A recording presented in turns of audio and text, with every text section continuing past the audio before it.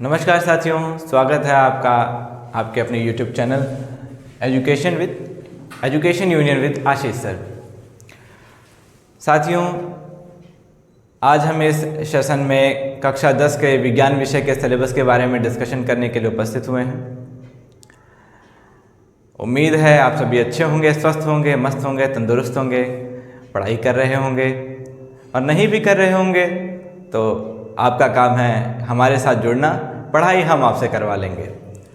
चलिए दोस्तों, तो आज हम इस सेशन में के माध्यम से हम सिलेबस का डिस्कशन करते हैं और कक्षा 10वीं के विज्ञान का ओवरऑल जो सिलेबस है, आपको पता होगा कि 70 नंबर का आपका पेपर होता है, जिसमें और बाकी 30 नंबर आपके विद्यालय से आपको जो है प्रयोगात्मक कार्य के माध्यम से आपको मिलते हैं। तो 70 नंबर का जो पेपर होता है, उस पेपर को बेटा 2 खंडों में बांटा गया है, खंड अ और खंड ब।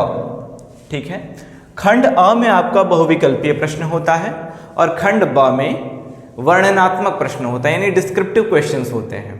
ठीक है, खंड अ जो होता है ये 20 प्रश्न आपके आएंगे और प्रत्येक प्रश्न जो है 1 अंक का होता है, यानी टोटल कितने हो गए 20 नंबर। ठीक है, तो हर एक प्रश्न 1 नंबर का होता है और खंड अ से आपको मिलेंगे 20 नंबर, और खंड ब में वर्णनात्मक प्रश्न आएंगे, डिस्क्रिप्टिव क्वेश्चंस आएंगे, यानी जिनके उत्तर आपको लिखने होंगे। ठीक है ना, तो जिनके उत्तर लिखने होंगे उसमें बेटा 3 खंड हैं, 3 उपखंड है, उपखंड 1, उपखंड 2 और उपखंड 3। ठीक है, और प्रत्येक उपखंड में यानी पहले उपखंड में 4 + 4 + 4 यानी 4 अंक के 3 प्रश्न होंगे और एक प्रश्न होगा 6 अंक का, यानी 3 छोटे क्वेश्चंस होंगे और एक दीर्घोत्तरीय प्रश्न होगा, यानी लॉन्ग आंसर होगा। ठीक है, और उपखंड 2 में 2 शॉर्ट आंसर्स होंगे, यानी 2 लघुत्तरीय प्रश्न होंगे और एक दीर्घोत्तरीय प्रश्न होगा।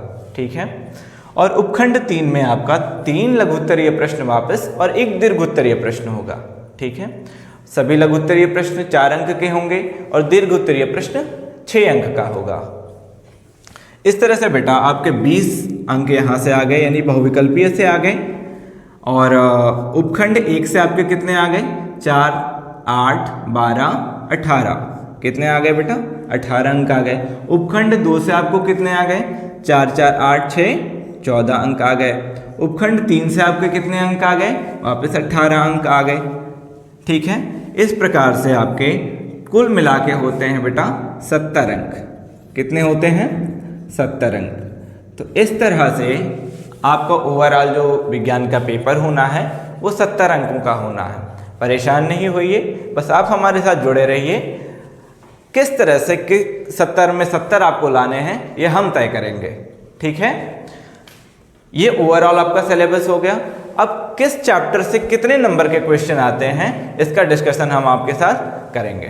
हमने बताया आपको ओवरऑल सिलेबस, जिसमें हमने बताया कि 70 नंबर में क्या क्या आपको बताने हैं, क्या क्या आपसे पूछा जाएगा। ठीक है, अब विषयवार यानी कि सब्जेक्ट वाइज अगर हम नंबर डिवाइड करें उससे पहले एक बात बताते हैं। देखो, बच्चे 3 तरह के होते हैं, मेनली 3-4 तरह के बच्चे होते हैं।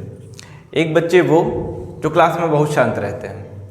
शांत रहने का मतलब एकदम चुप रहते हैं, मतलब उनसे पूछो समझ में आया, चुप है, नहीं समझ में आया फिर भी चुप है, काम पूरा किए हो फिर भी चुप है। ठीक है, तो ऐसे बच्चों पे टीचरों को बड़ा जल्दी गुस्सा आ जाता है। दूसरे बच्चे वो होते हैं जो बहुत बोलते हैं, मतलब नहीं पूछो तब भी बता देते हैं, तो ऐसे बच्चे भी पिट जाते हैं अक्सर। तीसरे बच्चे वो होते हैं जो ज़रूरत पड़ने पर ही बोलते हैं, ये सबसे अच्छे वाले बच्चे होते हैं। शायद आप भी ऐसे होंगे, हमें उम्मीद है। और चौथे बच्चे होते हैं जिनको बचपन से सिखाया गया है यस सर, मतलब समझ में आया यस सर, नहीं समझ में आया यस सर, सूरज पश्चिम से उगता है यस सर, गधे हो यस सर। वो नहीं बनना है, नहीं समझ में आए तो बोलना है नो सर। ठीक है, और हालांकि आप लोग ऑफलाइन तो नहीं हैं, लेकिन अगर आपको कोई भी डाउट होता है तो आप कमेंट बॉक्स में ज़रूर उसको लिख दीजिएगा, आपको रिप्लाई ज़रूर दिया जाएगा। ठीक है, तो अब कुछ लोग इसमें सोच रहे होंगे कि सिलेबस डिस्कशन क्यों। तो देखो, किसी भी चीज़ की तैयारी शुरू करने से पहले एक स्ट्रेटेजी बनाना बहुत ज़रूरी है। एक रणनीति बनाना आवश्यक है ना, क्योंकि वैसे तो नॉलेज बहुत बड़ा है, बहुत ज़्यादा, इतना नॉलेज है कि लेते लेते थक जाओगे, ठीक है। तो पेपर के हिसाब से हमको पढ़ना है तो उसके लिए सिलेबस को देखना बहुत आवश्यक है। पहले के समय में युद्ध होते थे, महाभारत हुआ, रामायण हुआ, उससे पहले युद्ध की रणनीति बनती थी कि कल का युद्ध कैसे लड़ना है, ठीक है। आपके लिए जो युद्ध है वो है आपका बोर्ड एग्ज़ाम। तो बोर्ड एग्ज़ाम में आपको कैसे फाइट करना है उसके लिए रणनीति बनानी, स्ट्रेटजी बनानी बहुत ज़रूरी है। और स्ट्रेटजी बनाने के लिए कौन कौन से हथियार आपके पास होने चाहिए इसका ज्ञान आपको आवश्यक है। कितने अंक आपको किस टॉपिक से मिलेंगे ये जानना बहुत आवश्यक है। तो हम इस पर चर्चा करते हैं। तो अंक विभाजन कुछ इस प्रकार का है। आपकी पहली इकाई है यानी केमिस्ट्री, रसायन विज्ञान। रसायन विज्ञान से आपको मिलेंगे बेटा यानी रासायनिक पदार्थ और प्रकृति एवं व्यवहार, इससे आपको मिलेंगे 20 अंक, जिसमें आपका पूरा केमिस्ट्री इन्वॉल्व है, समझ गए। दूसरा यूनिट है जैव जगत यानी कि पूरा बायोलॉजी। पूरे बायोलॉजी से आपको 20 अंक मिलेंगे, जिसमें सारे चैप्टर्स इन्वॉल्व हैं। कौन कौन से चैप्टर्स हैं, कौन कौन से टॉपिक हैं, इस पर हम आगे चर्चा करेंगे। जब हम एक एक चैप्टर पढ़ाएंगे तो उस चैप्टर में कितने टॉपिक आपको पढ़ने हैं, कितने नहीं पढ़ने हैं, ये सब हम आपको बताएंगे। अगला जो टॉपिक है प्राकृतिक घटनाएं, संवृत्तियाँ, जिसमें प्रकाश का परावर्तन, अपवर्तन, ये सब इन्वॉल्व है। इससे आपको मिलेंगे 12 नंबर, यानी इससे 12 नंबर के प्रश्न पूछे जाते हैं अक्सर। और चौथा जो यूनिट है वो है विद्युत का प्रभाव, है ना, इलेक्ट्रिक इफेक्ट। उससे आपको मिलेंगे 13 नंबर, यानी 13 नंबर के प्रश्न इससे पूछे जाते हैं।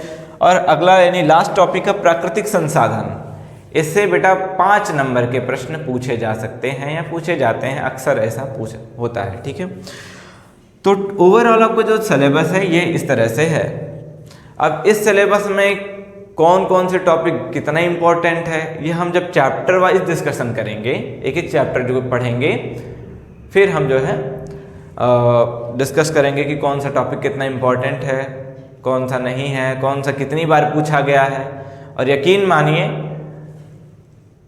आप अगर लगातार हमारे साथ बने रहे तो 70 में 70 लाने से आपको कोई नहीं रोक सकता है, इसकी गारंटी हम लेते हैं, ठीक है। समझ गए बात को। तो ये था आपका ओवरऑल सिलेबस। बाकी पाठ्यक्रम की चर्चा तो हो गई, अब अध्याय जो शुरू होगा वो हम अगले लेक्चर से, अगले सेशन से स्टार्ट करेंगे। समझ गए सब लोग। अगर इसमें कोई दिक्कत हो तो आप लोग कमेंट बॉक्स में पूछ सकते हैं। और इस सेशन को ज़्यादा से ज़्यादा अपने साथियों के साथ शेयर कीजिए, ताकि जो लोग नहीं पढ़ पा रहे हैं, जो लोग कोचिंग जाने में सक्षम नहीं है, या जो लोग बहुत बैकवर्ड एरिया में पढ़ते हैं, वो सब लोग इस क्लास को अटेंड कर सकें और अपनी परीक्षा में अच्छे से अच्छा प्रदर्शन कर सकें, ताकि सब लोग आगे बढ़ सकें, ठीक है। तो आप चाहे तो स्क्रीनशॉट ले सकते हैं इसका। चलिए, इसी के साथ सबको धन्यवाद, मिलते हैं अगले सेशन में।